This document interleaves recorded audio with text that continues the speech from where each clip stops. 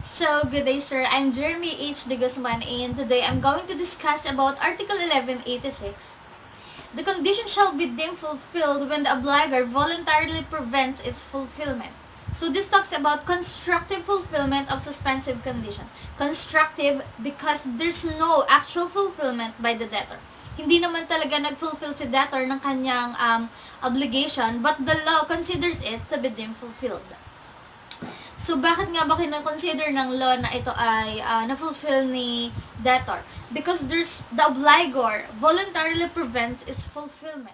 So, in this article, we have three requisites. So, when we say requisites, this is the applicability that these are the elements that must concur in order for you to apply the code of provisions in the absence of one or two or any of the elements, then hindi siya applicable. So, first is, the condition is suspensive. Second, the obligor actually prevents the fulfillment of the condition. So, bakit pina-prevent? Para hindi siya maging liable. As simple as that. Then, third, the obligor acts voluntarily.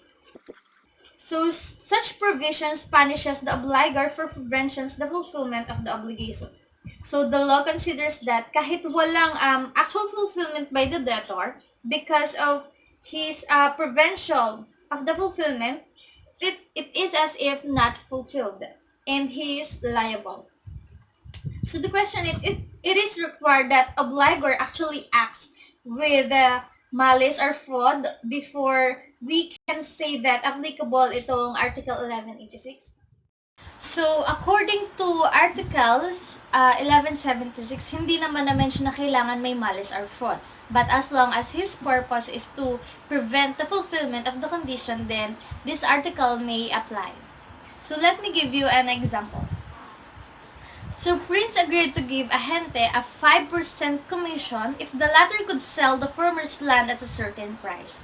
Ahente found a buyer who definitely decided to buy the property. So, para ma-evade the payment of the commission na pinag-agree nilang dalawa, Prince himself sold to the buyer the property at a lower price without the aid of Ahente. So, as we can see in this situation, si Prince na mismo yung nagdirekta doon sa buyer. Imbis na dadaan mo na kay Ahente, dinirekta na niya yung kanyang sarili para mapagbenta but in a lower price. So, do you think that Prince is still liable kahit na hindi si Ahente mismo ang nagbenta doon sa buyer? So, the answer is Prince is still liable to give a 5% commission to Ahente. So, bakit? Dahil nga sa naging napag-usapan nila, kailangan pa ding magbigay ni Prince doon sa Ahente ng 5% commission kasi yun na yung napagkasundoan eh. Then, the law consider it to be deemed fulfilled kahit na si Prince yung nagbenta doon sa buyer. So, let me give you another example with regards to this kind of article. So, Paco promised to sell his land to Asa. So, nangako daw si Paco na ibenta yung kanyang lupa kay Asa. If Asa would be able to secure a loan from a certain bank. Later on, Paco changed his mind about selling his land. So, nagbago daw bigla yung isip ni Paco. Hindi naman natin alam kung ba. So, he induced the bank to give Asa a loan. So, para hindi matuloy yung promise niya, he induced the bank not to give Asa a loan.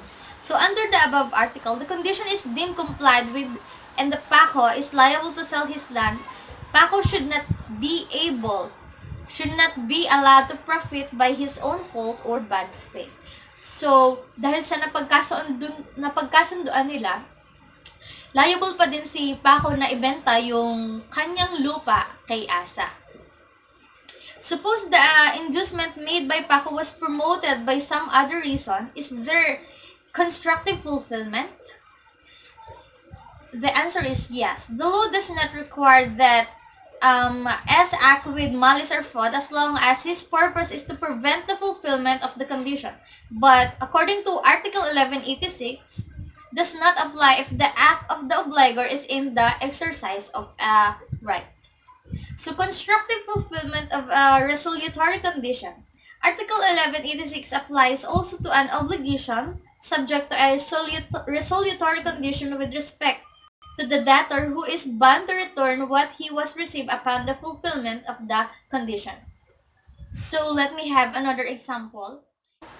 So Digong obliges himself to allow Kadamay to occupy the former's house in Manila as long as Digong is assigned by their company in Batangas. When Kadamay learned that Digong would be transferred to Manila, Kadamay was able to induce the president of the company to assign another person in place of Digong to Manila. The obligation of Digong is extinguished because the fulfillment of the resolutory condition was voluntarily prevented by Kadamay. Hence, Kadamay must vacate the house. So, in this situation, nakita naman natin na si Kadamay mismo ay pinrevent niya para hindi matuloy yung pagtira ni Digong doon sa bahay niya sa Manila. So, yun lang, sir. That was all about Article 1186. So, thank you.